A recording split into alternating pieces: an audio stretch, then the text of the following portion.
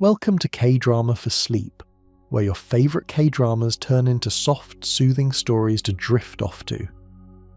Imagine waking up every night from a dream that turns out to be real, a glimpse of a terrible future you desperately need to stop. The terrifying part: not all of them can be changed. It follows a woman who keeps dreaming of people dying, a prosecutor who starts sharing her visions, and a cop who gets pulled into their dangerous secret. Together they race against time to rewrite a future that already feels inevitable, but the closer they get to changing it, the more they realise something darker is pulling the strings. Before we begin, don't forget to subscribe so you can fall asleep to more of your favourite K-drama stories. So get comfortable, relax your mind, and let the story gently carry you into sleep. On the morning our story truly opens, Nam Hongju wakes gasping in her own quiet bed from a dream she cannot quite explain to herself, let alone to anyone else.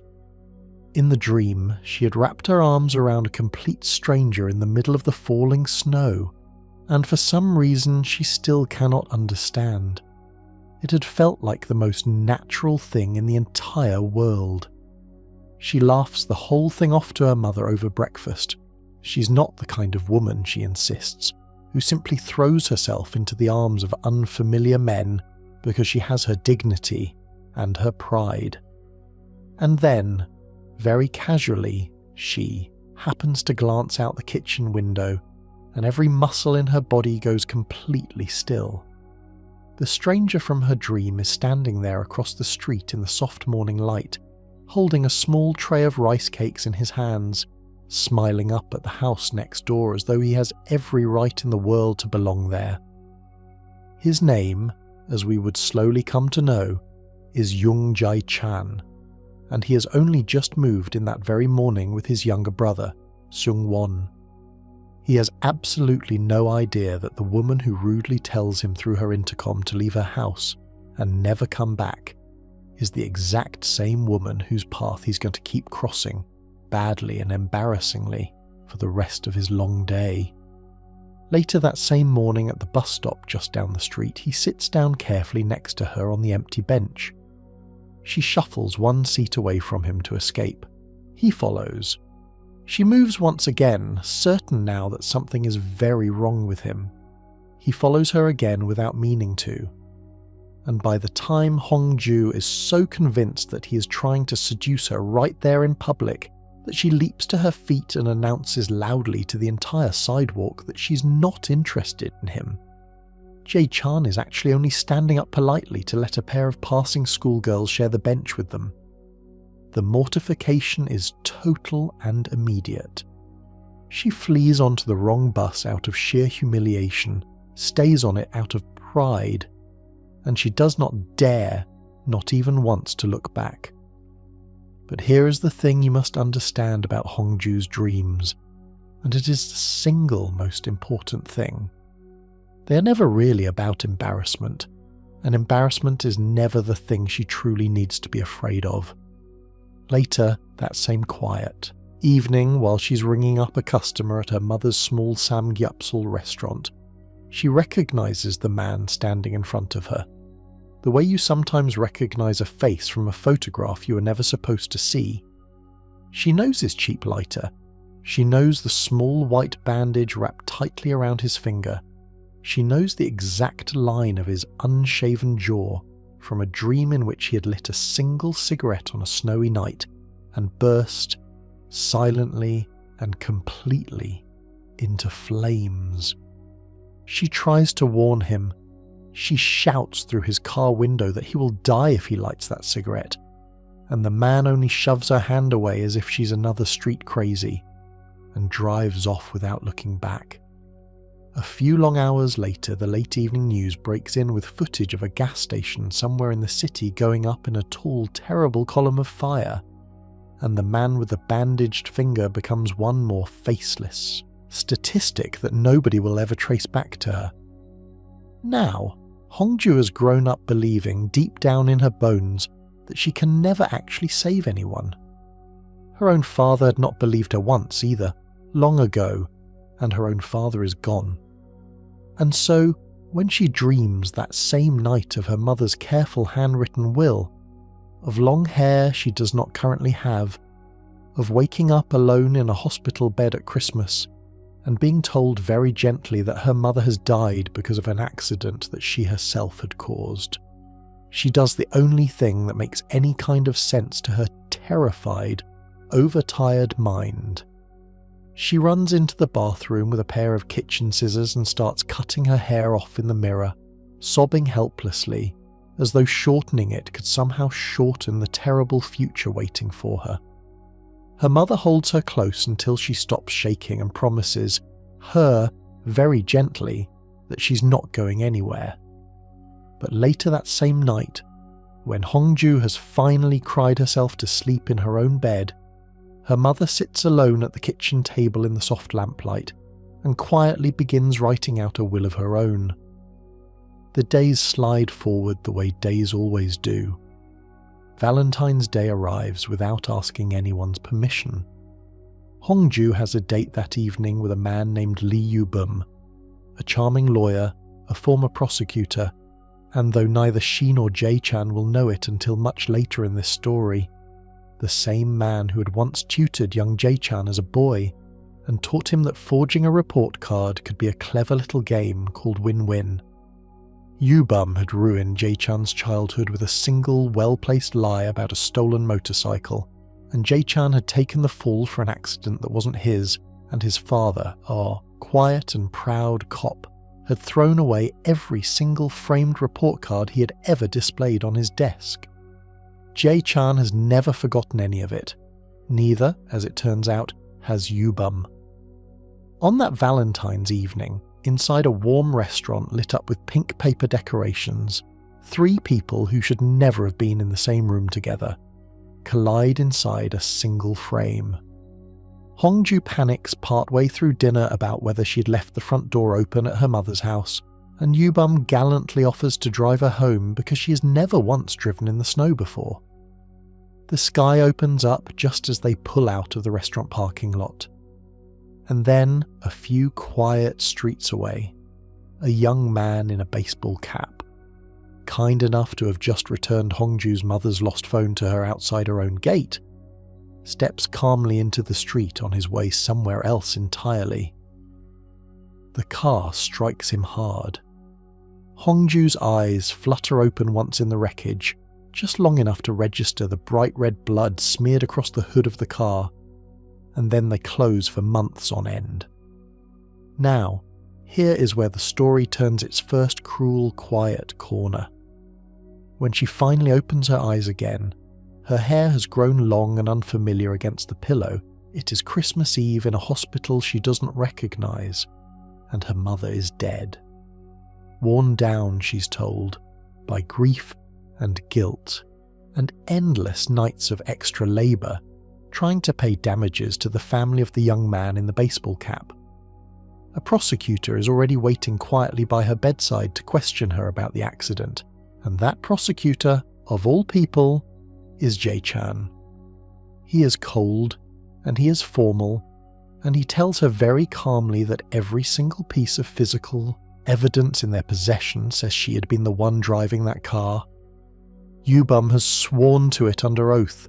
The blood on the driver's side airbag is hers.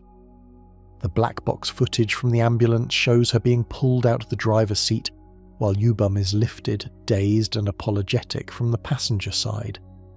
She tries, very carefully, to explain it all to him. She tells him, as calmly as she can manage, that Yubum must have switched their places while she was unconscious and wiped the airbag clean of his own blood. Jae-chan tells her, just as calmly and just as carefully, that he believes in evidence and not in conjecture. And so, with nothing left to lose and no one left to argue her case for her, Hongju climbs quietly up onto the hospital roof one grey winter afternoon and stands at the very edge of the building in the cold. Jae-chan comes running up the stairs behind her and calls out that he will believe her, and he begins walking toward her slowly across the rough tiles with his hand outstretched.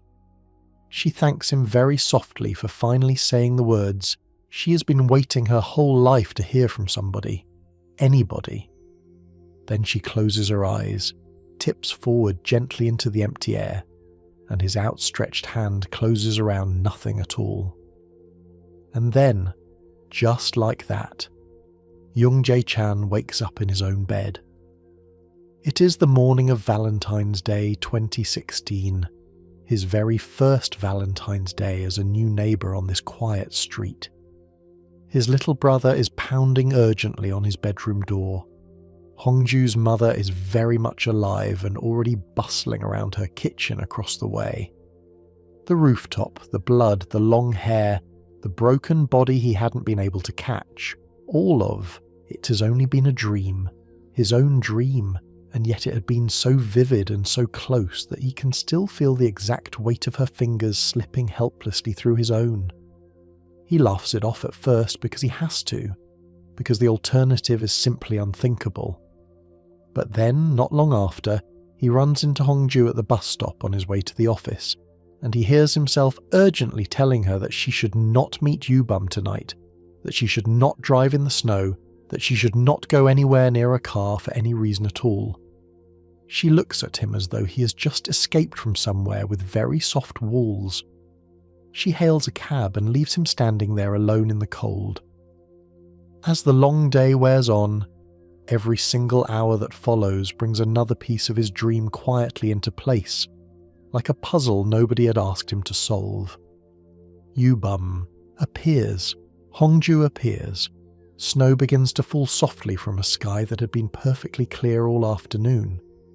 Jae-chan sits inside his parked car while his little brother begs him not to do anything insane, and then he looks down slowly at his own empty hand, and chooses the insane thing anyway.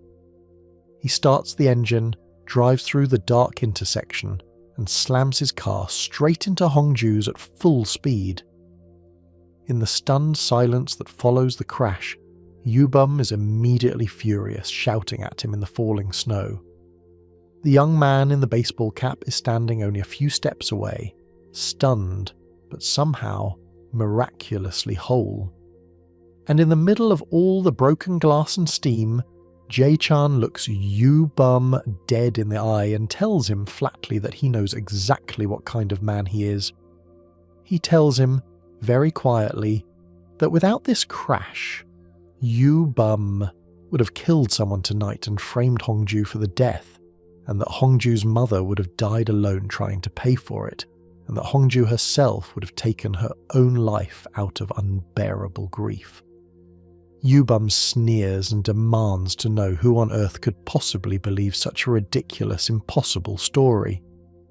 And then Hongju, her face scratched, her eyes full of unshed tears, walks right past him and steps straight up to Jae-chan and throws her arms around him, exactly the way she had in the dream she had spent all morning laughing off as nonsense. "I believe you," she whispers softly into his shoulder. "Because I'm me, I can believe you." He doesn't know what to do with his hands at first. After a long, shocked, silent moment, he lifts one of them slowly and pats her softly on the back. In the long, quiet hours after that, crash. The relief of finally being believed is a strange and unfamiliar feeling for both of them, and neither of them quite knows how to hold on to it properly. But relief, in this story, is never a thing that lasts very long, and by the time the adrenaline has worn off at the hospital later that night, Jae-chan is already frantically trying to take his own certainty back. He asks Hongju whether her dreams are often right, and she tells him with a small, tired shrug that her dreams are always right. He asks her whether she has ever managed to change one of them, and she tells him, with something close to quiet wonder in her voice, that he is amazing precisely because he is the very first person who ever has. Now, while the two of them are sitting there talking in that softly lit hospital corridor, on another side of Seoul, something else entirely is beginning to unfold in the dark. At a grand piano concert in the very heart of the city, a teenage pianist named So-yoon is standing frozen on the stage of her own debut as her mother collapses at her feet, the back of her white blouse marked with the clear, damning print of a shoe. The television cameras catch every second of it. They catch her father screaming from the front row of the audience that it was not him, when no one in the room has yet accused him of anything at all. And the young police officer who arrives to arrest him for domestic abuse is the exact same young man in the baseball cap who had almost died in a crosswalk earlier that same evening. His name is Han Woo-tak, and to his own quiet astonishment he's seen this precise moment in a dream the night before it happened. He says nothing about it to anyone yet. He only stands there watching the scene unfold, filing it away in the careful part of his mind, and wondering quietly what it could possibly mean that he is not alone in this. Back at the hospital, meanwhile, Hongju is entirely occupied with the important task of convincing Jae-chan that he has already fallen in love with her.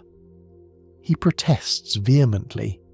She crowds closer to him on the bench until he actually tips right off the end of it and lands softly on the floor, laughing her way through an interrogation that nobody had asked for. When did it start, she wants to know. Was it the intercom, the hug, the tray of rice cakes he had brought to her door? He honestly does not know what to do with her, and he does not yet realise that his own dreams have quietly started filling themselves up with her face. The next morning everything has settled down into something that almost resembles ordinary life again. Jae-chan is the reluctant good guy of the story, Yubum is the bad guy quietly stewing at home, and Hongju is the strangest of all three of them, making rice balls into little hearts at her kitchen table and solemnly declaring to her mother that since Jae-chan has saved her life, she is simply going to have to take him in and repay him for the rest of his days. But the more Hongju leans in toward him, the more Jae-chan pulls sharply back from her. On the subway platform later that morning, he tells her plainly that he is a prosecutor and not a saviour, that his job is to punish people after a crime and not to prevent the crime in the first place. If he lets himself start believing in her dreams, he explains, there will be no end to the guilt and no way at all to carry the weight of every person he cannot reach in time. He tells her, as gently as he can manage, to find somebody else. You were the only one, she says very quietly, watching him go. I don't know why it's you. He keeps walking anyway. Now, to understand what is really weighing so heavily on Hongju that morning, we have to go back to a rainy day in her childhood that she has never really left behind. On a rooftop somewhere in her memory, a small girl in a baseball cap is handing her father a baseball and quietly begging him not to go to work that day, because she's seen his bus explode in a dream the night before.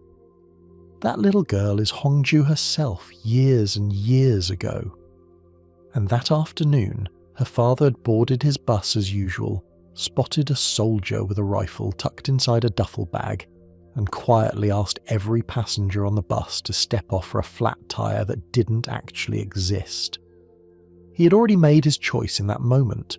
His daughter had watched helplessly from the sidewalk as the bomb inside that duffel turned her father's bus into a column of fire she would see again and again in her dreams for the rest of her life. Back in the present day, that same night, Hongju dreams something new, and it is worse than anything she has dreamt in a very long time. A boy named Shung-won, somebody else's little brother, is being led away in handcuffs, sobbing that it is all because of his Hyung. She does not know who Shung-won is, and she does not want to know, and she angrily throws the post-it describing the dream into the trash and tries very hard to forget that she has ever seen it. At the same quiet moment, across the street, Jae-chan wakes up from the very same dream, seen from the other side of it.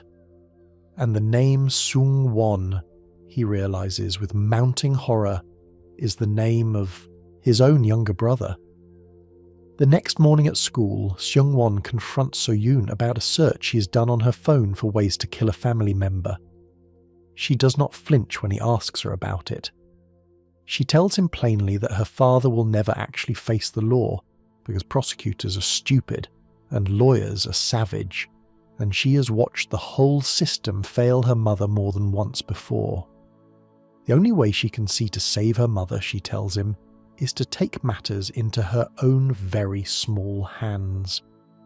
And sure enough, on the other side of the city that same afternoon, Yubum strolls into Jae-chan's office with new evidence that So-yun's mother's bruises had actually come from a skiing accident days before the concert. The case is being quietly dismantled in real time, piece by piece. Her mother, terrified beyond words, soon tells Jae-chan over the phone that it had all been nothing more than a harmless accident on a ski slope somewhere. Jae-chan throws his whole office into a frenzy trying to push the case forward anyway, but it is a phone call from Seung-won's school that truly rattles him. That night, he dreams a short and devastating dream of his little brother being led away in the back of a police car, crying helplessly for his young to save him. He wakes up with tears on his cheeks. And finally, all at once, he understands exactly what Hongju had been trying to tell him on the subway platform the day before. He finds her at her own front gate that evening, and he tells her, as shaking, that he has dreamt about someone named Seung-won killing another person. She tells him very quietly what she's already seen in her own version of the same terrible night. That in her dream, Seung-won had become a murderer, and that it was all because of his young. And at that exact moment, at a convenience store on the other side of town, the cheerful chicken shop owner Kang Dae-hee reaches out and takes So-yun's hand softly and tells her with a bright, unsettling smile that he will walk her home. With the dreams finally laid side by side and the clock ticking loudly in both their heads, it all begins to move very fast through the night. Jae-chan and Hongju start running through the streets. They piece it together on a dark street corner, out of breath and out of time. Her dream and his dream, his brother and her schoolmate. The two moons in the sky that turn out to be giant promotional balloons tethered to the top of a skyscraper. Down below, meanwhile, Han Woo-tak is dozing in a police cruiser, while his partner complains quietly beside him, and in the soft, unfocused space between sleep and waking, Woo-tak dreams his own version of the night that is coming. He sees himself arresting Seung-won, driving him away, Jae-chan running uselessly after the patrol car in the street. When he opens his eyes a few seconds later and spots Jae-chan and Hongju sprinting across an intersection right in front of his cruiser, he does not need to understand the mechanics of any of it. He simply whirls the cruiser around hard and turns on the siren. He's already changed one small thing tonight. He is prepared now to change another. Hongju reaches the lobby of the skyscraper first and pulls the fire alarm down hard. Upstairs, the father's rage snaps abruptly into confusion at the blaring sound, and in that one small beat of hesitation, the metronome in his raised hand loses its terrible momentum. Up on the roof, above them all, Woo-tak arrives at a crime scene that was supposed to have ended in 2 deaths, and finds instead a man very much alive at the open window. Jae-chan hauls his brother out of the elevator by the collar, and immediately reaches up to touch his face, just to be absolutely sure that he is real and whole and still breathing. Seung-won, for his part, is furious with him. He has always quietly wanted his brother to be the kind of prosecutor who cared about other people's siblings, not the kind who told him to look the other way. Jae-chan does not have the words yet to explain himself properly.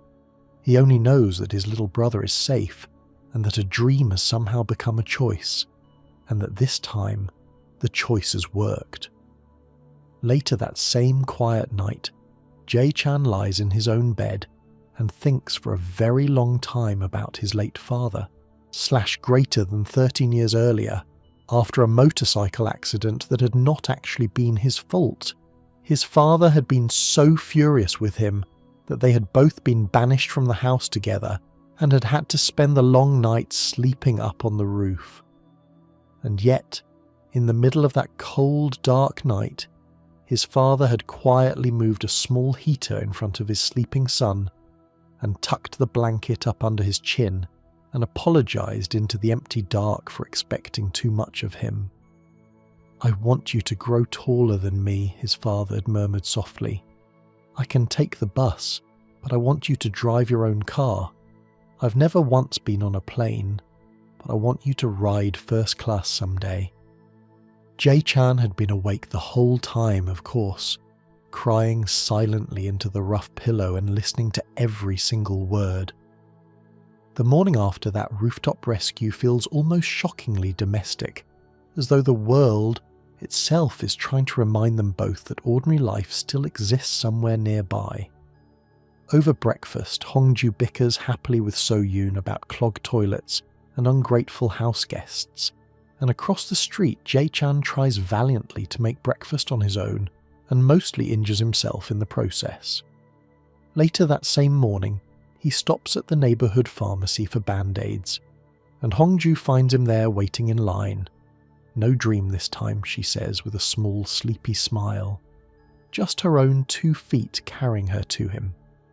She notices the fresh burn on his forehead and the clean cut on his finger, and she reaches up without asking and begins tending to them herself right there in the shop, and he softens quietly under her careful hands in a way that he does not yet know how to name. They talk carefully together about what is supposed to come next for So-yoon's father. Hongju naturally expects Jae-chan to charge the man properly with every crime the evidence can support.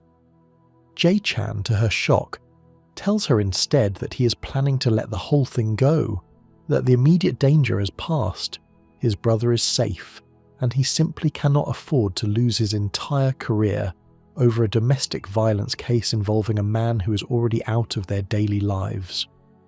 Hongju is furious with him. She rattles off a long and suspicious string of numbers and tells him sweetly that they are this week's winning lottery numbers, which turns out moments later to be a barbed little joke about his priorities. He storms off, embarrassed and stung, without yet realizing that the numbers had been entirely fake. But as it often does in quiet stories like this one, the right person says the right thing at exactly the right moment. It is actually Hee-min, his sunbae from school, and now technically is Hubei at the office, who unknowingly pushes him back in the right direction. Justice, she tells him pointedly over a tall stack of case files, is not at all the same thing as simply acting brave, and failing to understand the difference between the two of them means you do not actually deserve to carry the title of prosecutor in the first place. Those few quiet words echo inside him for the rest of the long day, all the way back to that rainy afternoon in the convenience store when his father had chosen very calmly to stay behind with a soldier carrying a rifle. Jae-chan has spent 13 full years privately calling his father's choice brave rather than just. He is finally beginning to see now that it could have been both things at once, all along. He goes back to the office late that night and pulls the file on So-yoon's father off the closed case shelf, and he tells his chief prosecutor the very next morning that he fully intends to re-examine every past charge the man has ever walked away from. The chief prosecutor nearly blows a gasket on the spot. Jae-chan only stands there chanting Hongju's fake lottery numbers under his breath like a prayer, and refuses to back down from any of it. He almost buys the dream car he's been eyeing for months to celebrate, until Hongju very gently confesses to him that the numbers had been a lie. He goes back to the dealership alone that afternoon and tells the puzzled salesman quietly that he will buy the car someday when he has finally earned it properly. Later that same evening, Woo-tak shows up at Hongju's restaurant with his partner for a quiet dinner, and then Jae-chan walks in right behind them, and then, right on cue from one of Woo-tak's own dreams, Yubam steps through the front door exactly 5 seconds later. 3 dreamers and 1 nightmare, all of them finally gathered in the same small room at the same small round table. Wu-Tak watches it all click neatly into place and thinks quietly to himself, with something cold stirring in his stomach, that whatever he has already changed so far might not be nearly enough. Yubum walks into that small restaurant like a man who already knows he is winning, and for a long moment it genuinely looks as though he is right. He tells So-yoon and her mother, in a tone soft enough to sound almost like genuine concern, that the prosecutor is still pursuing the case despite all their best efforts, and that the only way left to stop it now is for her mother to go and beg the prosecutor personally. So-yoon's small hand closes around a metal chopstick from the table. She lifts it slowly above her own open palm, ready to end her piano career and her usefulness to her father in a single downward motion. Wu-Tak stands up out of his chair without a sound.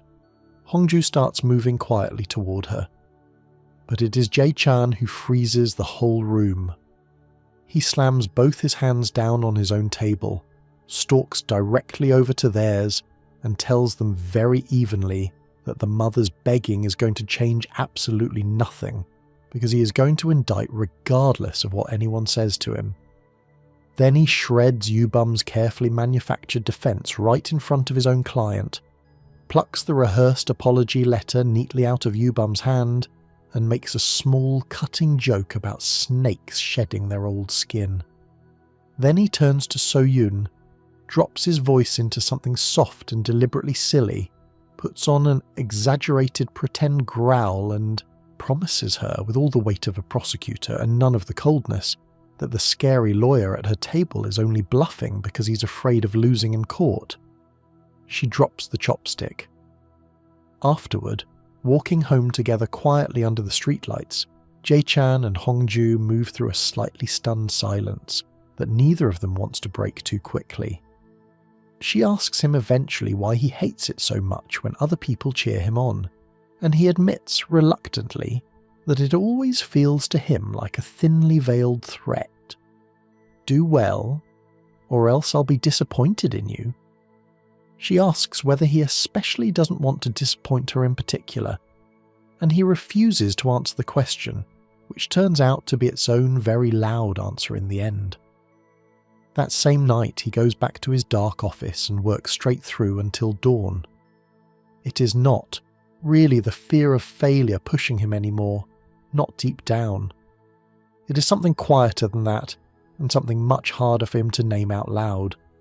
A small, inconvenient, steadily growing wish to become the kind of man who actually deserves the faith that a strange woman with strange dreams has decided, for no good reason he can find, to place in him. By the time morning comes around again, both Hongju and Wu-Tak have separately dreamt about the interrogation of So-yoon's father, and their dreams contradict each other in exactly one small, quiet detail. In Hongju's version of the morning, Jae-chan leads the questioning himself, and loses. In Wu-Tak's version, Chief Choi leads, and wins. The only real difference between the two possible futures is which person sits in the chair that morning. It is a very small thing, almost nothing at all. But as we are beginning to learn together in this story, it is exactly the kind of small thing that, for people like them, is never actually small. Jae-chan hesitates for a long moment in the hallway outside the interrogation room. He does not fully trust Chief Choi yet. He has seen him joking easily with Yubum in the hallways, and has quietly wondered whose side the older investigator is really on. But he looks at the choice sitting in front of him very carefully, and against his own instincts, he decides to hand the interrogation over. He places the entire shape of the morning into Chief Choi's calloused old hands. Inside the interrogation room, Yubum comes prepared, as he always does. He brings a signed domestic contract, a secretly recorded phone call involving Hongju's mother, a measuring tape for a pair of suspiciously mismatched footprints. Chief Choi nods along through all of it like a man who is slowly being convinced, and then, right in the middle of that quiet performance, he stops and asks one very simple question. Why had the husband announced that he did not do it before anyone in the room had yet accused him of anything? Why had his very first instinct on seeing his wife faint to the floor been to cover up the footprints on her blouse instead of helping her breathe? The recording plays back softly. The defendant begins to babble nervously. Yubum starts shouting at him to stop talking, and the defendant keeps going anyway. The whole rehearsed defense collapses in a single unprepared minute, and Chief Choi, with a small, almost courtly gesture, stands up from the chair and offers it right back to Jae-chan. All across the city that afternoon, the quiet news of that small victory begins to ripple outward. At the news station, Hongju and the two mothers jump for joy together. At his police post, Woo-tak punches the air once in silent private victory. At their high school, So-yoon leaps without warning straight into Seung-won's arms, and he picks her up and spins her around in the middle of the hallway in front of everyone. Later that same evening, Jae-chan walks home along a street where cherry blossoms have improbably begun to fall, even though it is not quite their season yet. Hongju meets him on the sidewalk with a hand-drawn show of confidence and hands him her business card. A broadcast reporter, she finally admits. Currently on a long unscheduled break she has taken to avoid a certain dream she still does not want to face.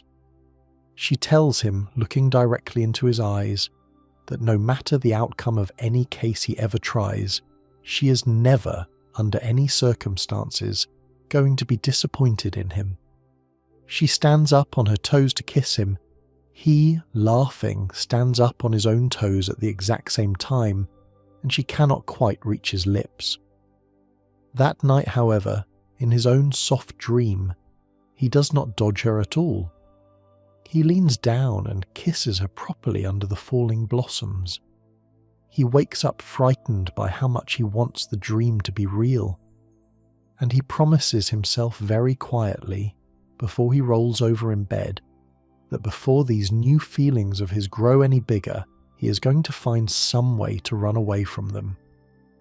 In the days that follow, running away, as it turns out, is going to be much harder than Jae-chan had hoped, because Hongju simply refuses to let him. He makes increasingly elaborate plans to avoid her in the mornings, and she appears anyway sitting in the coffee shop where he always stops, or waiting on the bus he always takes, cheerfully ambushing a man who's been trying all day long not to see her. Yubum makes the whole situation infinitely worse by cornering Jae-chan in the elevator at the prosecutor's office and loudly insinuating in front of the entire building that Hongju had once been his girlfriend. The rumour races through every desk and every lunch table in about 12 seconds flat. Jae-chan endures the fallout with gritted teeth and a face that absolutely nobody in that elevator mistakes for indifference. Then, one quiet night in the middle of all that noise, comes a new dream, heartbreaking in its brevity and impossible to shake afterward. Hongju is lying motionless in a field somewhere, wearing a broadcaster's blue jacket, her face turned up to a rain she no longer seems to feel. She wakes up, shaken that morning, and decides, finally and irrevocably, that she is going to return to her old job. She even tells her mother about the decision over breakfast. But by the time she's actually standing on the curb across from her old station, holding her bag tightly against her chest, her feet simply refuse to carry her across the crosswalk. She has decided that she wants today to be a little better than yesterday, even if only by an inch. Standing there at the painted line, though, she can feel every version of her own death rising up around her, like weather she cannot outrun. Jae-chan happens to find her there. He does not say anything at all about her dream or about his own. He does not lecture her or try to talk her through it. He only reaches out quietly, takes her hand in his, and leads her across the street one careful step at a time, the way he had once led her across a river 13 years ago, though neither of them quite remembers that part yet. Inside the newsroom a few minutes later, Hongju picks up the fresh team jacket waiting on her desk. recognizes the colour instantly as the same blue from her nightmare and makes her own decision about it in the end. She slides her arms slowly into the sleeves and puts it on. The next dream that comes to Hongju, not long after that, is a stranger one, almost absurd in its small specific details. There is a college proposal going wrong on a campus somewhere in the city, a boy with sparklers, a spray bottle sitting too close to the flame, a fire that engulfs a young woman in seconds. She goes out that night with a fire extinguisher stuffed into her bag, determined to finally do something useful with her strangeness, and she arrives at the event just in time to douse the sparks. The only problem is that she then has to run for her life across the whole campus from a small mob of humiliated proposal bros who do not take kindly to her interruption. Jae-chan, who has somehow dreamt a different slice of the same evening from his own angle, yanks her into a hiding spot behind a row of bushes and keeps her safe with a steady hand on the back of her head. A little further down the same quiet street, meanwhile, Wu-tak is serenely arresting every single one of her pursuers for jaywalking, without cracking a smile. That night, back at home in her kitchen, Hongju tells her mother very softly that for an entire year now, every single diary entry she has written has said the exact same 3 words, same as yesterday. She tells her that she just wants today to be a little better than the one that came before it. Then her mother finally cannot argue with that.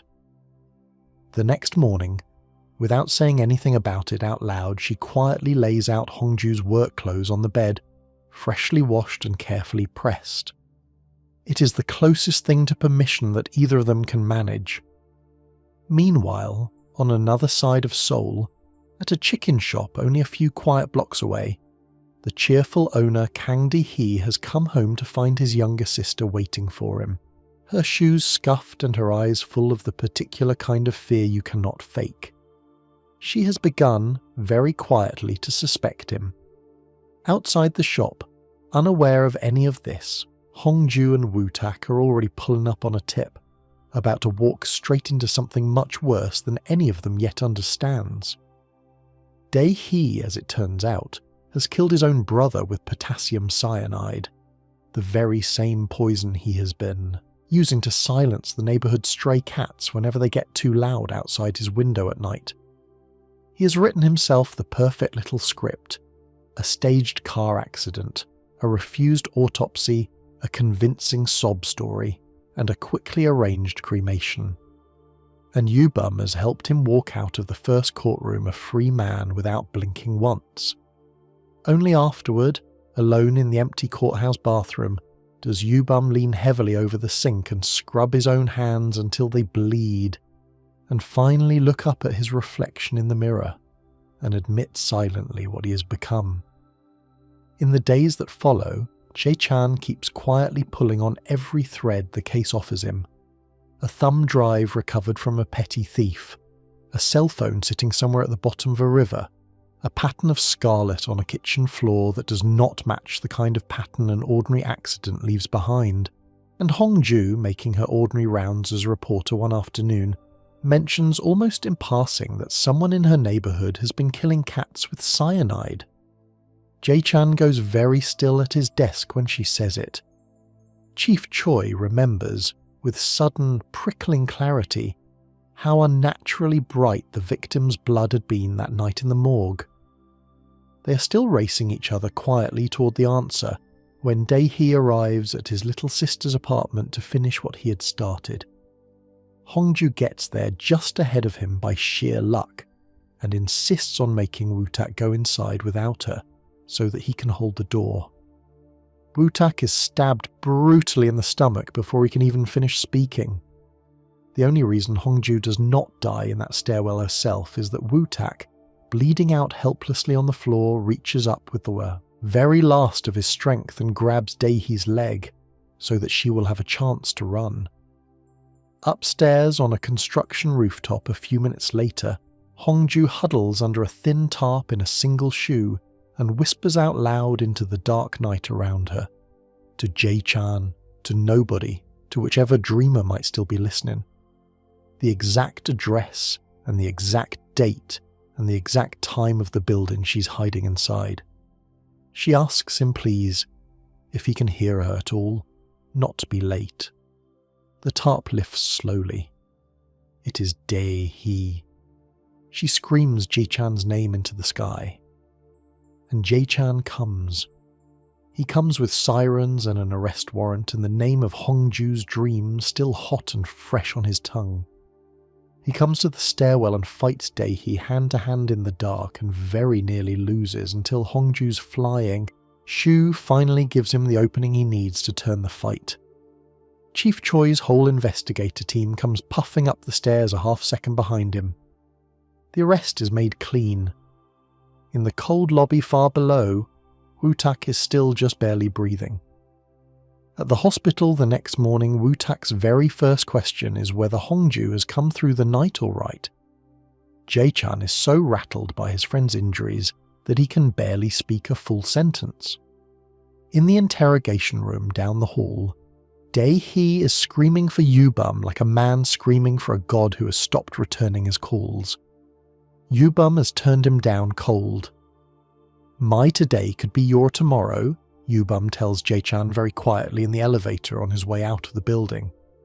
Jae-chan does not understand yet just how much quiet weight that particular sentence is carrying. Later that same day, guilt tries very hard to make a home in Hongju. Jae-chan will not let it in.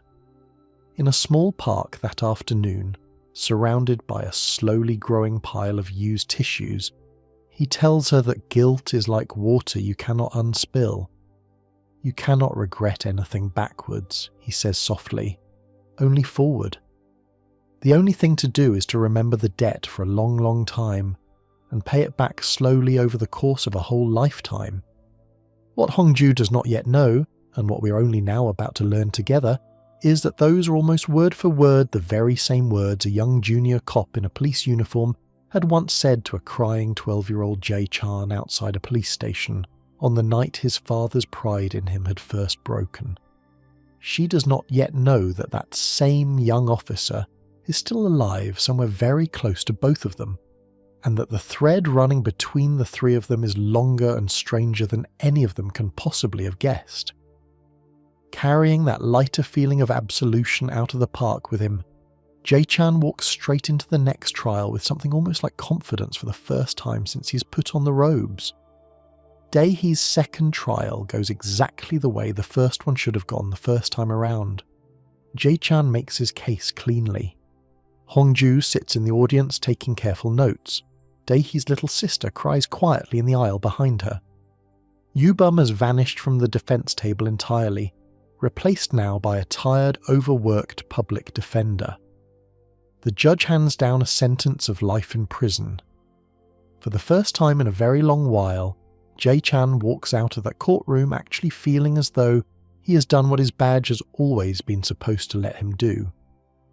But while that trial is being won, on another side of town entirely, on a different night and a different street, a cable repair technician named Do-hak Young is finishing a quiet service call at an Olympic Archer's apartment. He's asking her politely for a good rating before he leaves. The Archer's housekeeper asks him, almost as an afterthought, to please take out the recycling on his way out.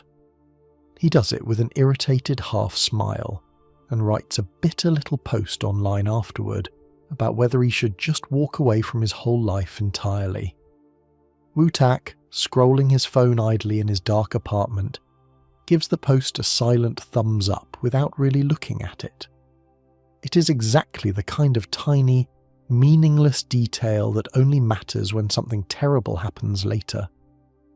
That same night back across the river, while Woo-tak is slowly recovering from his stab wound at Hongju's mother's house and being fussed over with a ledger full of secret points for potential suitors, Jae-chan catches himself glaring across the dinner table every time Woo-tak gets a little too close to her.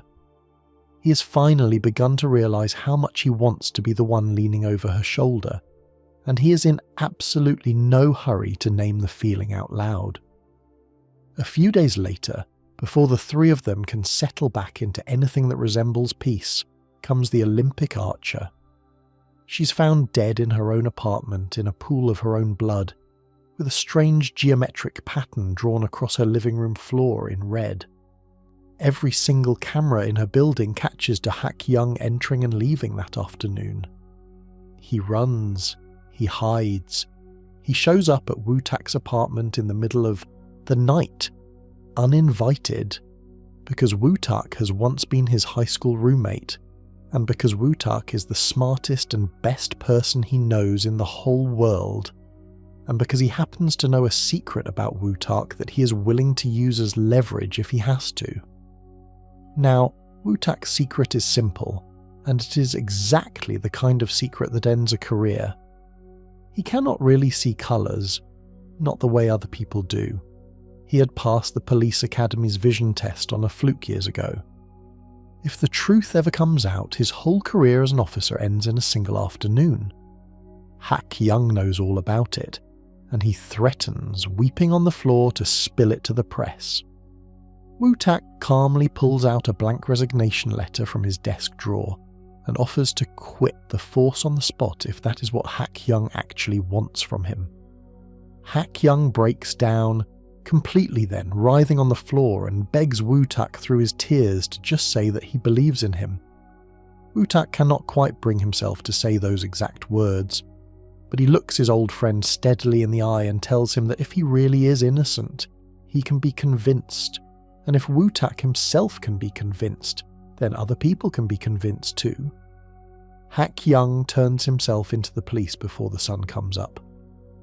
Hong-ju, who has raced through the rain to check on Woo-tak when she dreamt part of all this, arrives at the apartment just in time to see Ha Kyung being led away in cuffs. She hits Woo-tak hard on the chest out of pure frustration that he has answered his door at all. He lets her do it.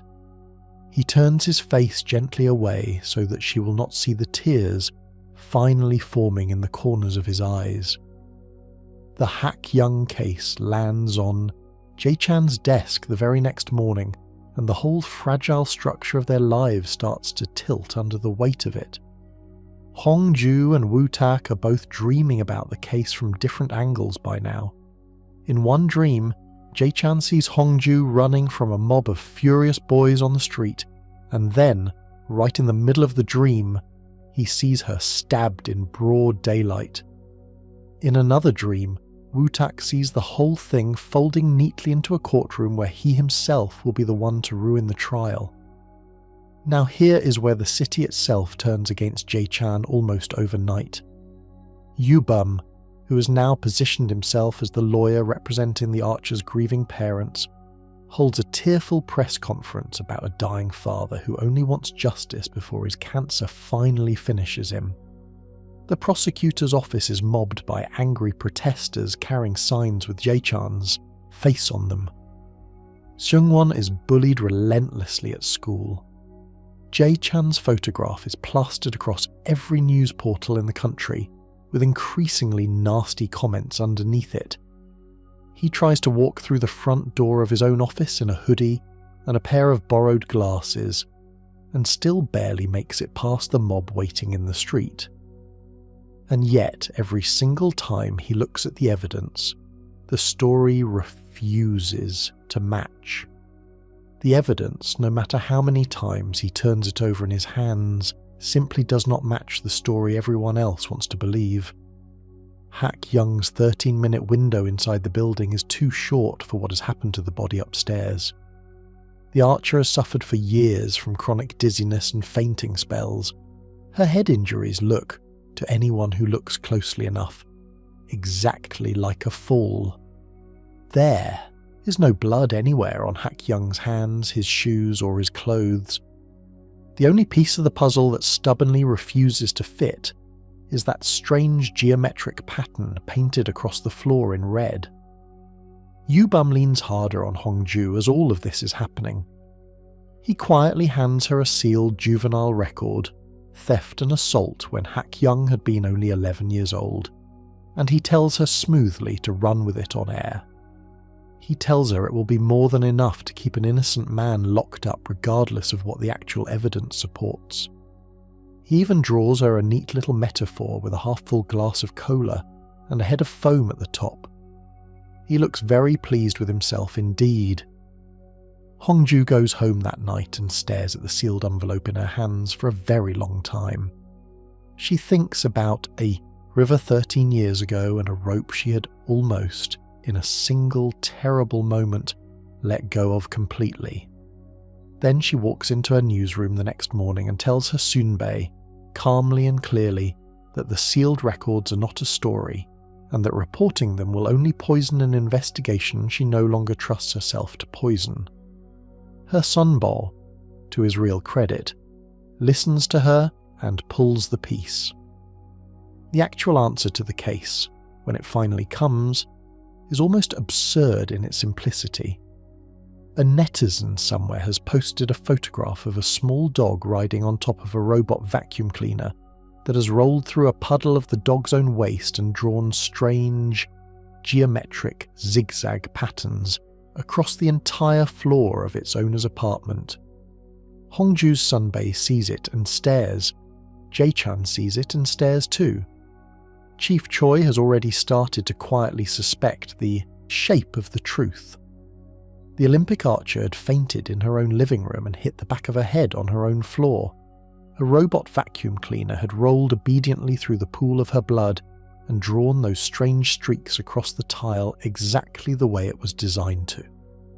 It had then rolled right off her open balcony into the lawn below, where a little boy in the neighbourhood had picked it up out of curiosity and thrown it away. The truth, as it turns out, has been sitting all along somewhere in the city landfill, locked inside a red plastic shell. So the very next night they go and they dig for it. Jae-chan, Chief Choi, Hongju, Woo-tak, Woo-tak's partner, and Hongju's hard-nosed reporting Sunbei. All of them together in borrowed flower pattern work pants, climbing through a towering mountain of trash in the middle of the night under the dump's bright floodlights. And they find 3 robot vacuums in the end. One of them has the archer's blood still dried on its shell. The lab confirms the match the very next day. Hongju goes straight to interview Hak-young for a story that will finally tell the truth about what has actually happened to the archer. Her broadcaster tries to kill the piece at first. She and her Sunbai fight back together and win the airtime. The story airs in full that evening. The protesters outside Jae-chan's building slowly begin to drift away from the sidewalk.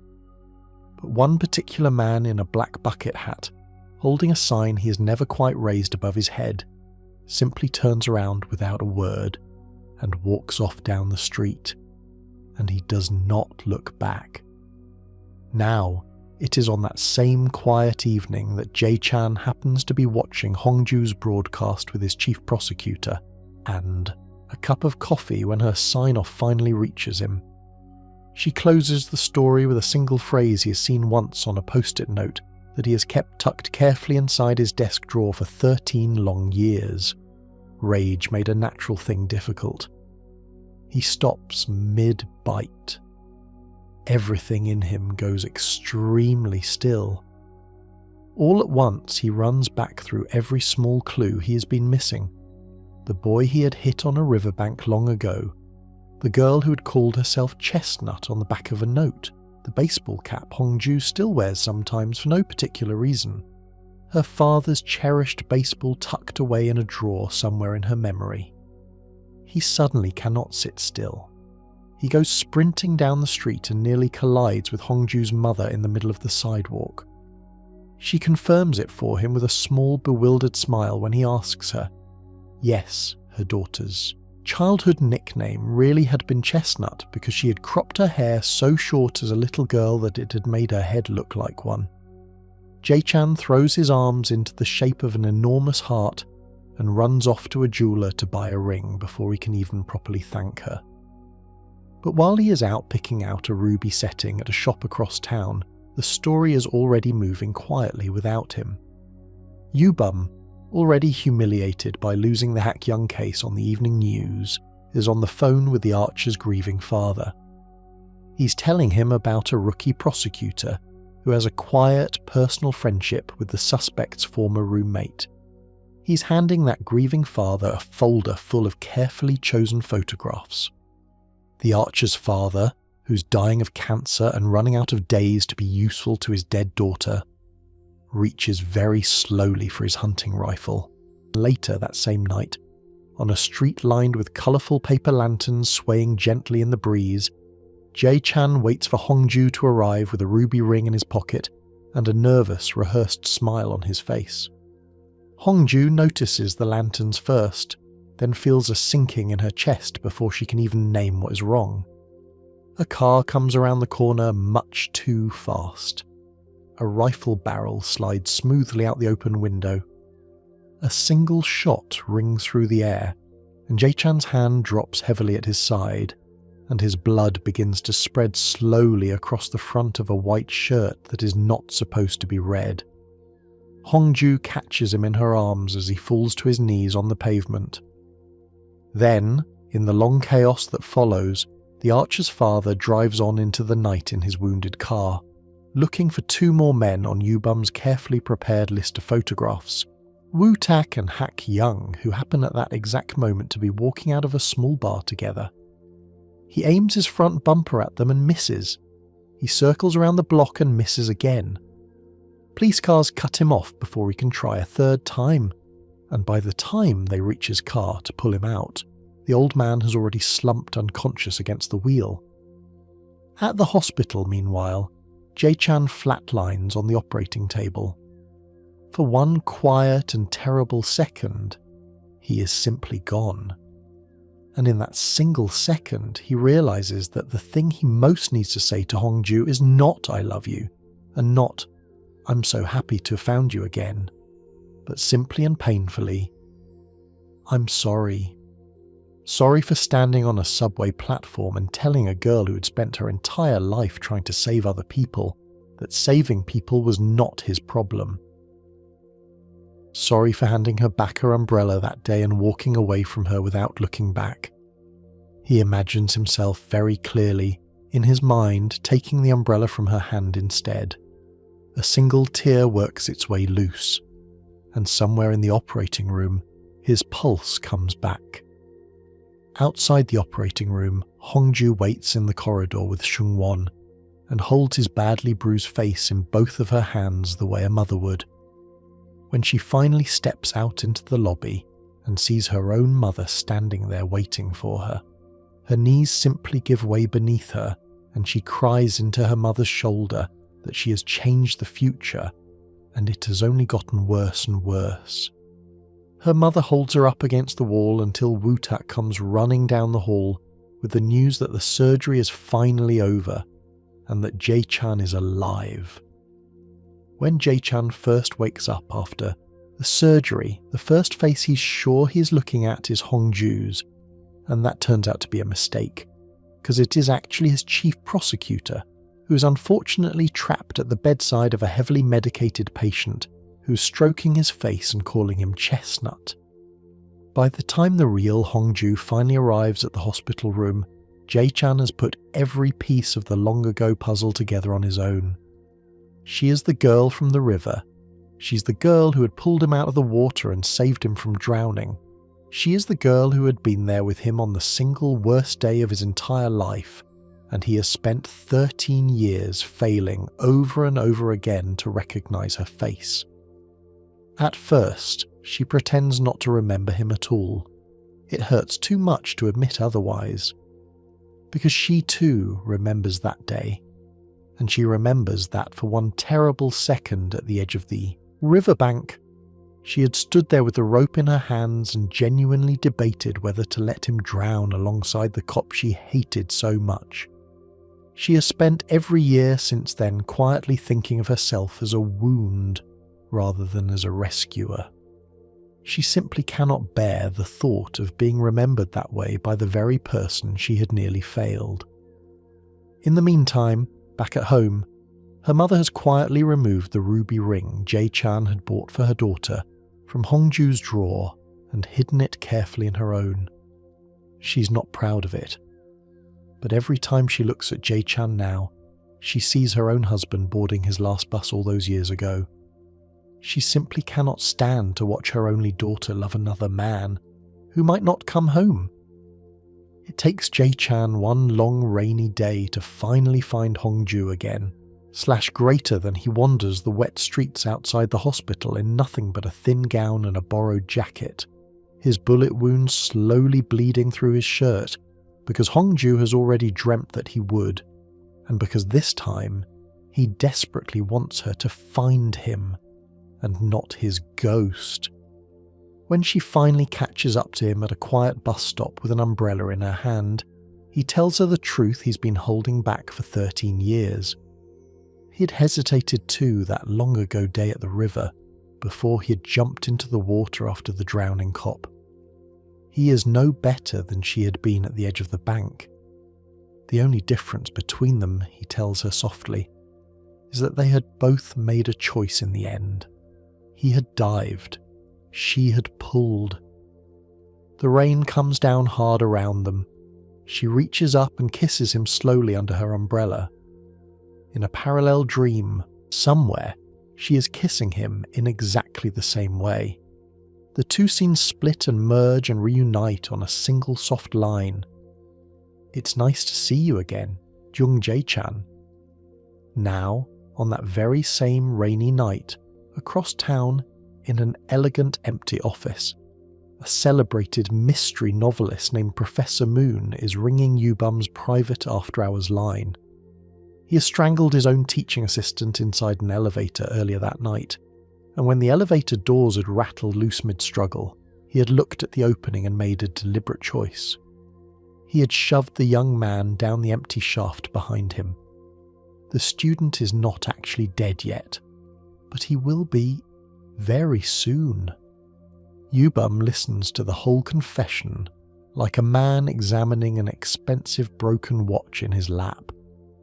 Then he makes the professor beg for a cup of coffee, smiles a little, too long at the panic in the man's eyes, and accepts the case without hesitation.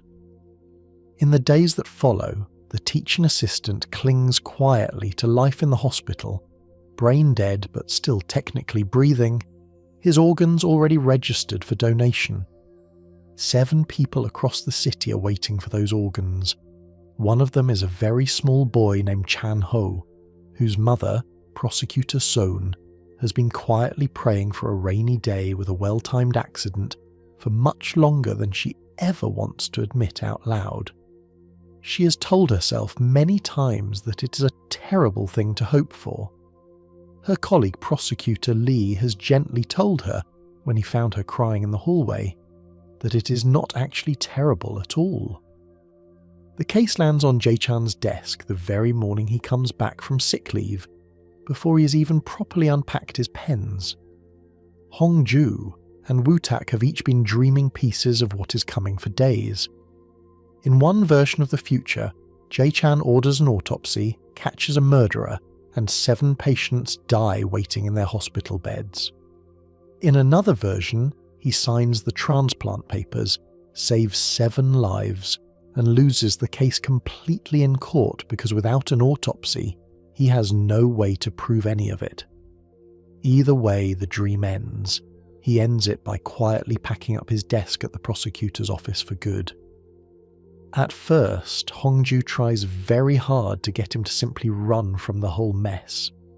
She suggests they go to the ocean together and disappear for a day, and Jae-chan, tired and scared and freshly afraid of losing everything he has only just begun to believe in, agrees. They buy imaginary bus tickets to the coast in their heads. And then, the next morning at the bus stop, he puts his sunglasses on, and she quietly takes them off of his face again, and she tells him, very simply, a road will appear if you make one. He goes to work instead.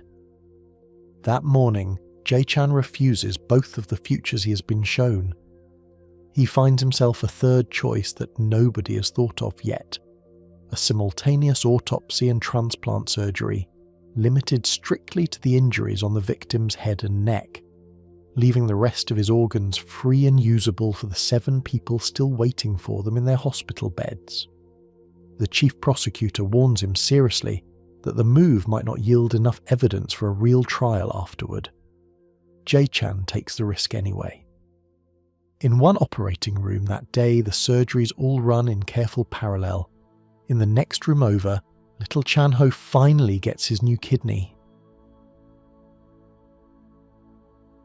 And Prosecutor Zorn, who has been sitting quietly at her desk studying medical textbooks in every stolen minute for days on end, stands up in the middle of the emergency meeting and tells Ji-chan with a trembling voice that he has made the right call. Not as a prosecutor, she says carefully, as a parent. If she had been that teaching assistant's mother, she tells him, she would have wanted the truth of her child's death uncovered more than she would have wanted any other single life saved in the world.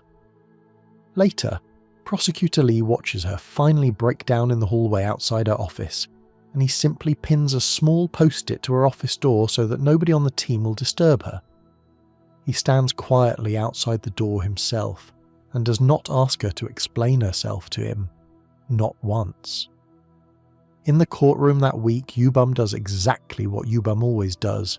He nitpicks the fine legal distinction between brain death and cardiac death.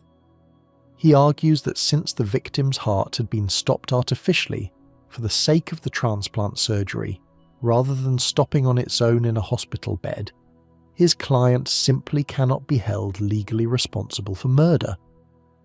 At that, the father of the young man leaps up from his seat in the gallery in outrage. Hong-ju, sitting right beside him this time, gently takes his arm and leads him out into the hallway and walks him very slowly down the corridor, telling him with every step that the law is not actually as weak as it looks right now, and that the prosecutors inside the room will not stand for this kind of technicality. Back inside the courtroom, Jae-chan finally stands up for his closing statement. He speaks directly to the empty chair in the gallery, where the father had been sitting a moment ago. He says that the victim's choice to save 7 lives with his own body cannot possibly be allowed to become the reason his killer walks free, and that a verdict which mistakes a time of death for a question of guilt cannot honestly be called a verdict of justice at all.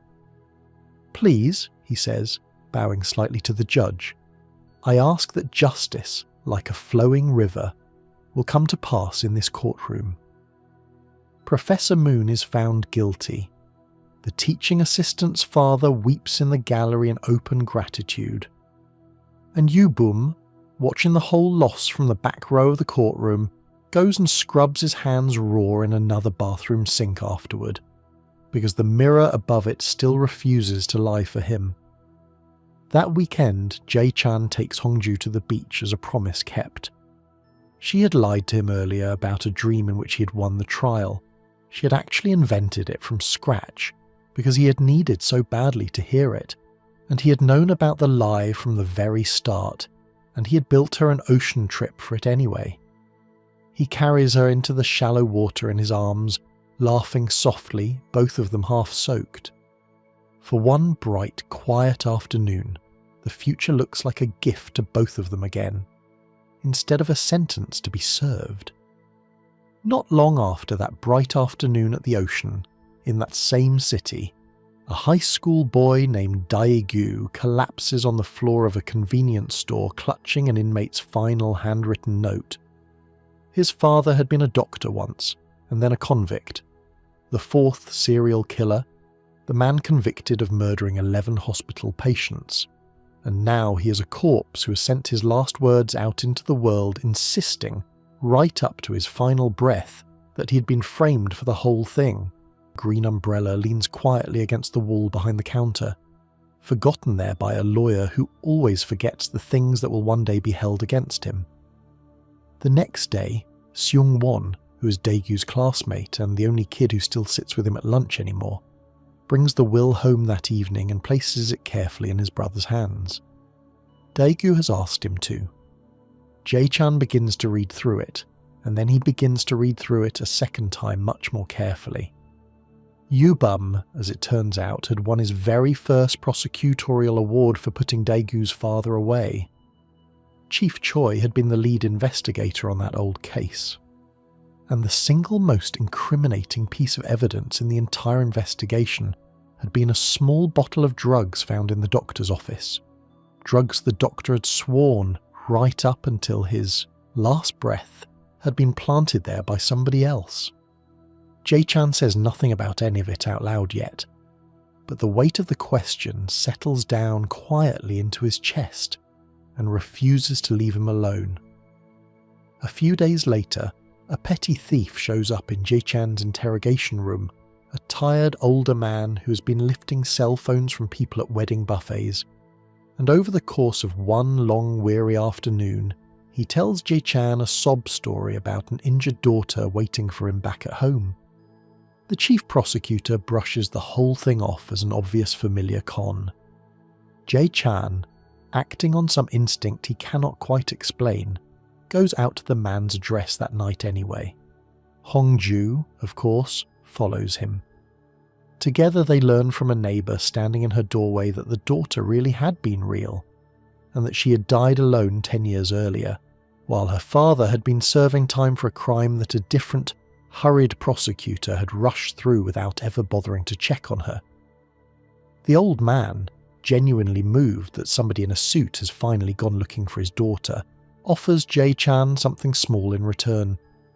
He digs a thumb drive out of his own sock and places it in the prosecutor's hand. He tells him very quietly that he had pulled it from one of the phones he'd stolen and that he does not know what is on it. When they plug it in later, they find photographs of 19 different hospital patients inside it. Only 11 of those people had ever made it onto the official victim list for the IV serial killings. The other 8 had died after Daegu's father had already been safely locked away in prison.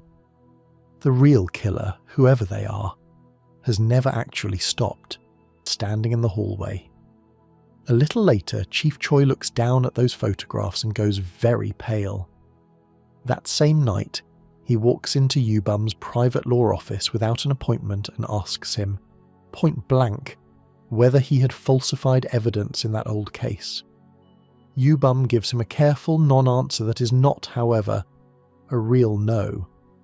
Chief Choi walks back out of the building carrying a weight he has been pretending for 13 long years that he does not actually carry.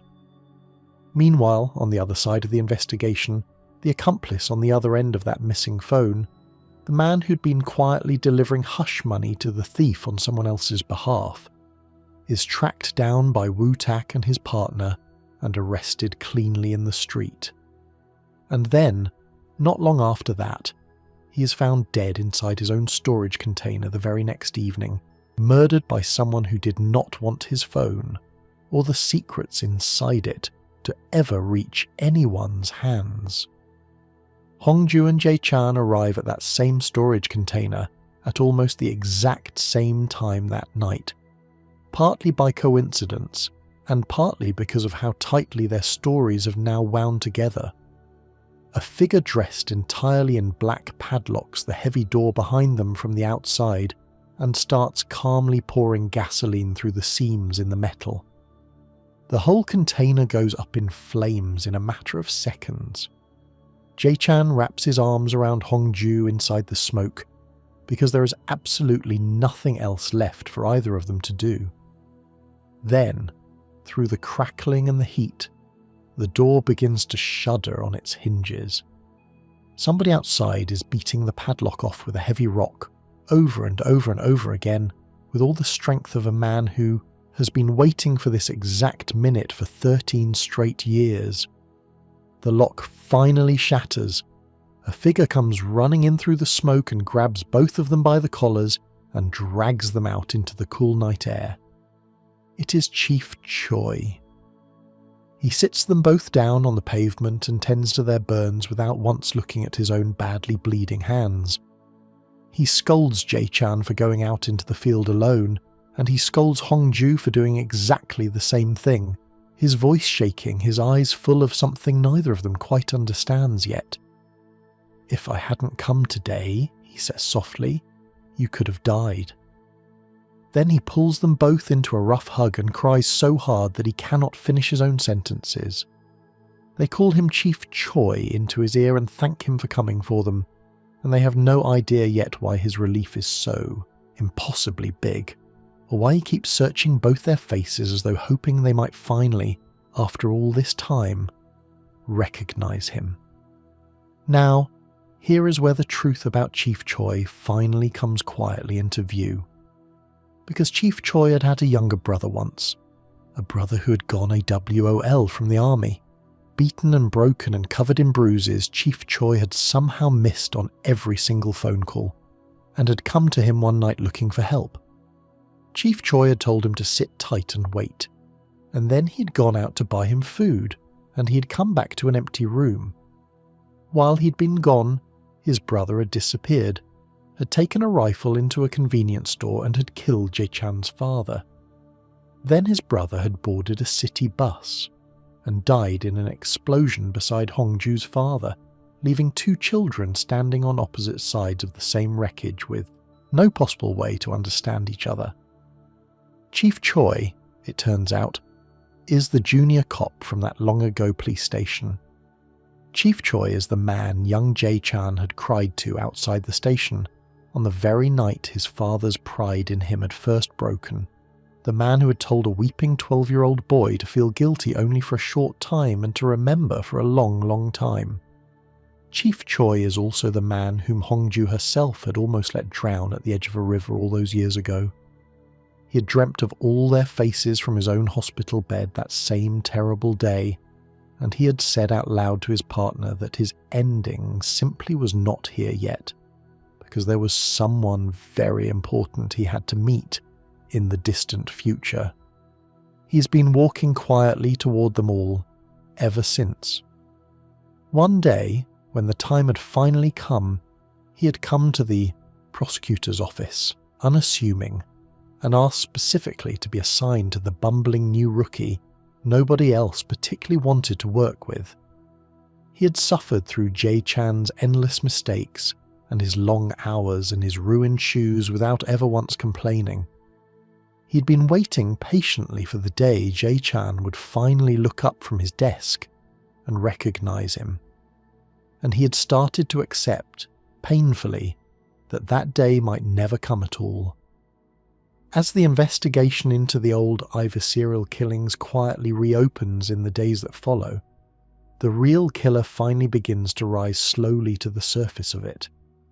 She turns out to be a woman, a long-term hospital patient named Ha Ju-an, whose chronic illness has poisoned her first with envy and then slowly with murder, and she has built her whole escape on Yubam's planted evidence and Yubam's prosecutorial award. One evening, after the other lawyers have all gone home, she comes to Yubam at his office and she thanks him, sincerely, in a voice that has gone very quiet and reverent around the edges. She tells him that she is grateful, and she tells him that he had given her hope for the very first time in her entire life. And then, still smiling softly, she tells him that if she goes down for any of it, he's going down with her. She wants him to be her saviour, all over again. At that, Yubam goes upstairs to the roof of his building alone and has a small silent breakdown in the dark. Then he looks up and notices a maintenance sign on the wall about a building-wide electrical inspection scheduled for that exact night, and something inside his face shifts slowly. By the time he walks back downstairs, he has a plan. He tells her smoothly that there is still one more person in the world who knows he had framed Daegu's father. He tells her who that person is, and he carefully, quietly, points the knife in her hand at Hongju. Later that same evening, Hongju arrives for a scheduled interview at his office, wearing her broadcaster's blue jacket. Yubam slips a sedative into her coffee before she even sits down. She drinks it slowly over the course of their long conversation. She never sees the green umbrella sitting just out of sight under his desk. She never sees the woman in the red hooded coat step out of the elevator in the lobby downstairs. Across town at that same moment, Ye-chan is sitting at his own desk going over Chief Choi's personnel file, when a small detail finally catches his eye. Chief Choi had once been a police officer at his own father's old precinct. The years line up, the names line up.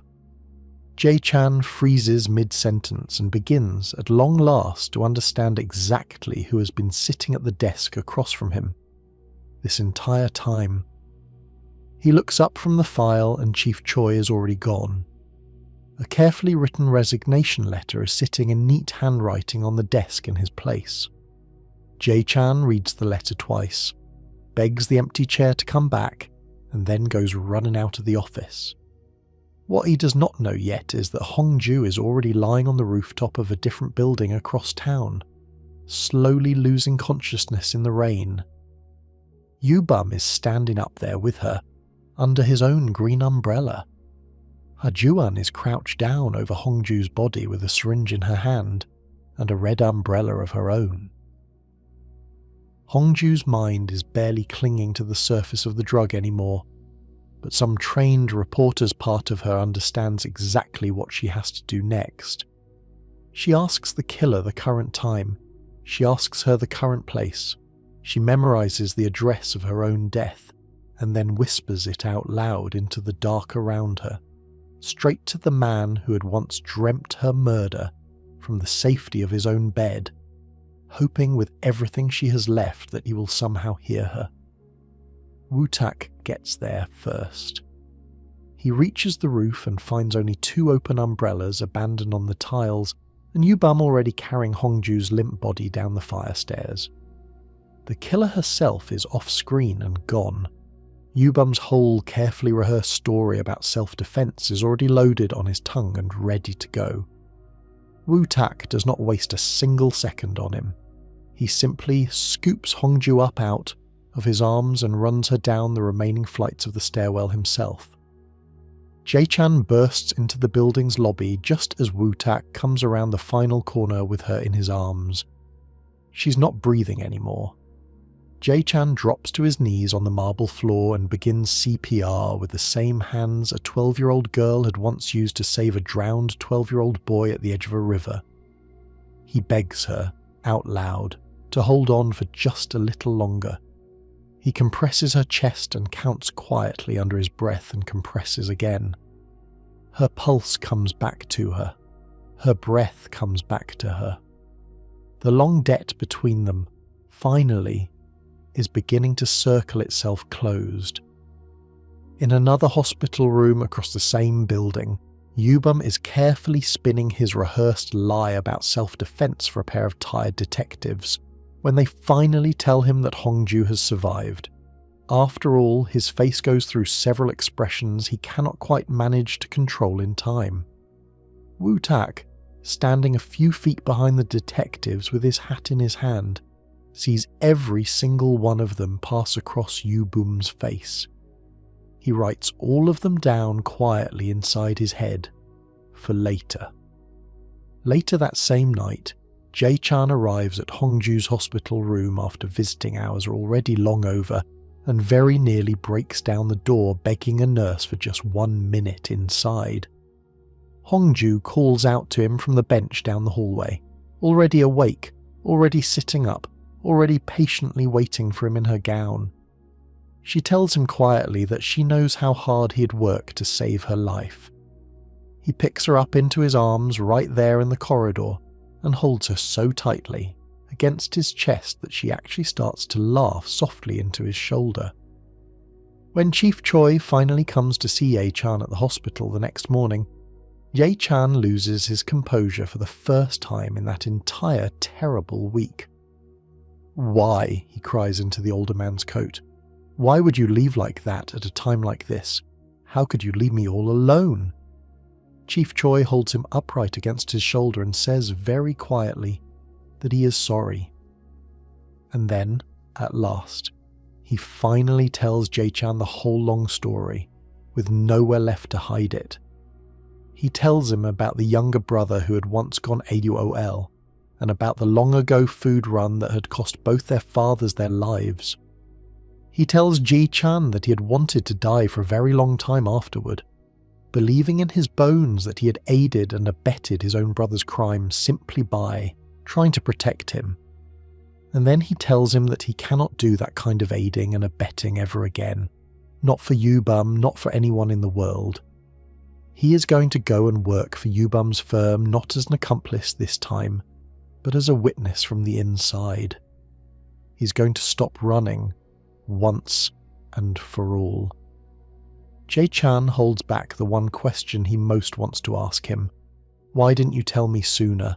Why didn't you let me finally recognize you? And just listens. Chief Choi paws gruffly at his face the way a father might and tells him to be patient now and to hit Yubum properly in court later. He calls him our captain's son under his breath. Jae-chan cries into his shoulder until he simply cannot cry anymore. When Yubum's trial finally comes, it all comes down to umbrellas, then whose fingerprints are on which handle. What colour had been visible on the roof and what colour had been visible down on the ground. Hongju's testimony about what she'd seen is quickly undermined because of the sedative still in her bloodstream on the night in question. The whole weight of the prosecution's case quietly shifts onto Han Woo-tak, who is the only reliable witness left who has actually seen the umbrellas still open on the roof that night. And the defence, with cruel and almost elegant luck, asks Woo-tak on the stand to describe the exact colours of those umbrellas out loud. Woo-tak has already dreamt this exact moment weeks before. He has seen himself freezing on the stand, ruining the whole case, losing his badge, losing everything he has ever worked for. Hongju has even tried, the night before, to send him home and lie to the court that he has suddenly fallen ill because she wants him to keep the uniform she knows he cannot imagine giving up. Woo-tak has simply taken his cap off in a quiet courthouse hallway, pulled her gently into a hug, and told her with a steady smile that he is not going to run this time. On the stand the next morning, he balls his hand into a fist on the railing in front of him and admits in his own calm words that he cannot actually see colours the way other people see them, that it is grounds for immediate dismissal from the police force, and that he plans to hand in his resignation himself as soon as he has finished testifying. The whole courtroom stirs loudly.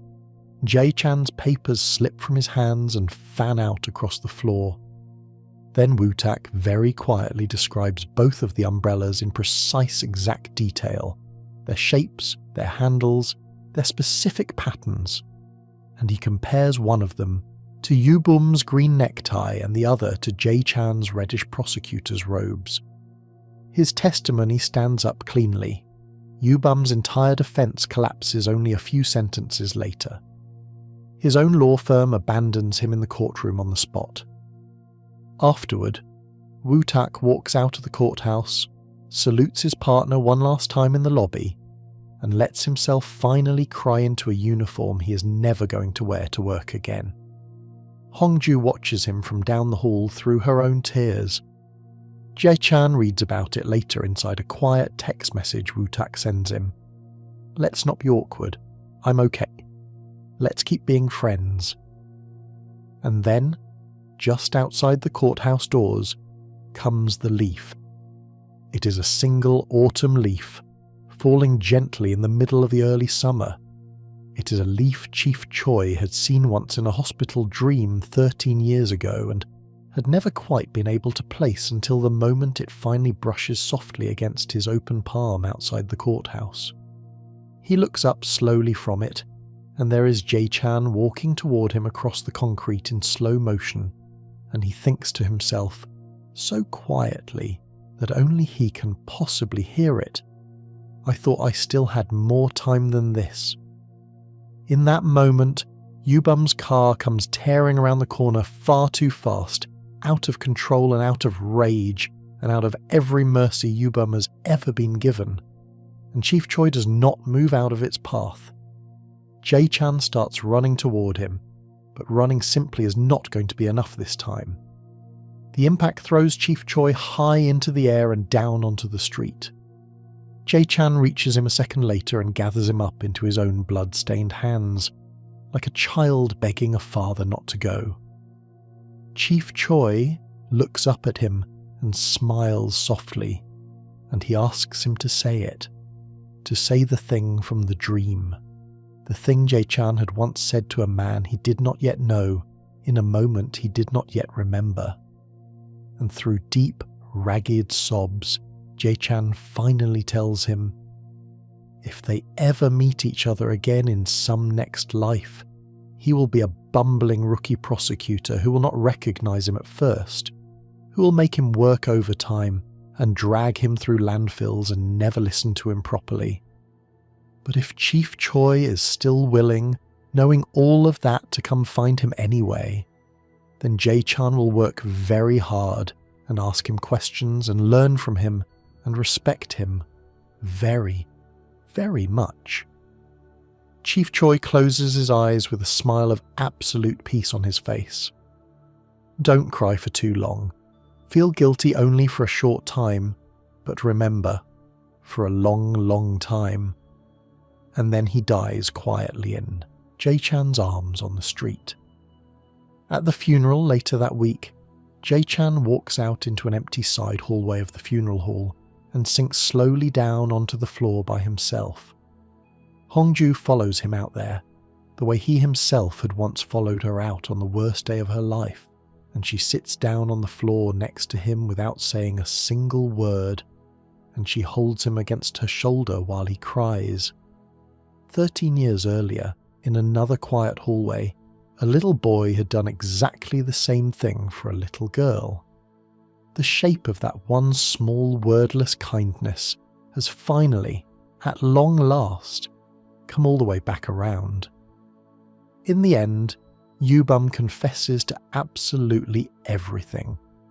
He tells the prosecutors across the interrogation table that his today might very well be their tomorrow, that they are only lucky, not actually good. Hye-chan looks straight at him across that table and tells him very plainly, it's not your luck that's bad, it's you. That's bad. Yubum is sentenced to life in prison. That same week, Daegu, at the convenience store where he still works the register, collapses in quiet tears against Seung-won's shoulder when Seung-won brings him the news of the verdict, and he asks his friend to please thank his Hyung for him. Time moves forward, the way time always does, quietly and without fanfare. Week by week, Hongju's bedroom window, once completely plastered in post-it warnings, stays empty now for weeks at a stretch. Jae-chan's hand, which had shaken badly ever since Chief Choi's death, finally stills the morning Hongju tells him that in the future she is already seen for Woo-tak. Their friend is going to law school because Woo-tak wants to save people from the law rather than judge them with it. She tells him that her mother is quietly going to keep sending Woo-tak side dishes all the way until he passes the bar exam. The particular guilt Jae-chan has been quietly carrying for his friend begins, finally, to loosen its grip on him. Some dreams, it turns out, can be kept after all. And on the other side of the city, Seung-won and the pianist So-yoon somehow stay together across time zones and terrible dormitory plumbing. Prosecutor Lee and Prosecutor Sohn get married at a small ceremony that Jae-chan officiates with a crooked tie. Little Chan-ho, who had once been a chronically ill little boy tethered hour after hour to a dialysis machine, walks down the aisle as the flower boy, strong and healthy and grinning. Hongju catches the bridal bouquet by accident during the picture session afterward, and stubbornly refuses to give it back. In a bright apartment that used to be very dark, Han Woo-tak cracks open his first law textbook and smiles down at his dog. And meanwhile, in Hongju's mother's kitchen, a kitchen that had once held a half-finished will, she still keeps a small battered notebook where she quietly counts points for the men who love her daughter. The cop, she'll tell anyone who asks, is currently winning. And so, at last, we come to one quiet morning about a year later, when Jae-chan wakes up beside Hongju in a room where their wedding photo is hanging on the wall above them. She is just stirred awake out of another dream, but her face is peaceful this time. He reaches over and tells her softly what he's been telling her every morning for longer than he can count, that it is all over now, that she should not be afraid anymore, that he will be right by her side every single day for the rest of their lives. And she smiles sleepily back at him and tells him that those particular words had actually started out as her own. He had said them to her once before, exactly a year ago, when he had still been half lost inside his own grief over Chief Choi, and she had been the one quietly pulling him back into himself. He asks her, lying there in the soft morning sunlight, which of all the choices he's ever made he regrets the least. He thinks about the question for a very long time, and then he tells her, very simply, the bus stop. Because on that very first morning, the morning after he had moved in across the street from her, he had almost climbed into a passing cab and gone straight to work without ever really looking at her at all. He had glanced over instead and seen a young woman in a baseball cap whose shape he could not quite place, and he had told himself firmly that it had to be a coincidence, because the kid from 13 years ago in his memory had been a boy. And then, for absolutely no reason he could ever afterward name, he had turned around and walked slowly over and taken a seat beside her on the bench. That was all. That was the whole choice. One small, stubborn, inexplicable choice, made on a very ordinary morning, before either of them yet knew that anything at all was about to begin between them. The rest, as you now know perfectly well, is history. What Hongju and Jae-chan learned, slowly and painfully over the course of that one impossible year, is that the future is not a cage you get born into, and it is not truly a gift either. It is simply the running sum of every small choice you are willing to make when it would be so much easier to look away, and every small choice you are willing to eventually forgive yourself for when it turns out that you cannot save everyone in the world after all. Feel guilty for a short time. Remember for a long, long time.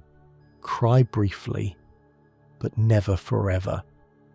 And when you see a stranger at a bus stop someday wearing a baseball cap you almost recognize from somewhere you cannot quite place, sit down next to them anyway. You really never do know which one of your dreams is quietly beginning. This was While You Were Sleeping. Thank you for staying with me, all the way to the very last stop.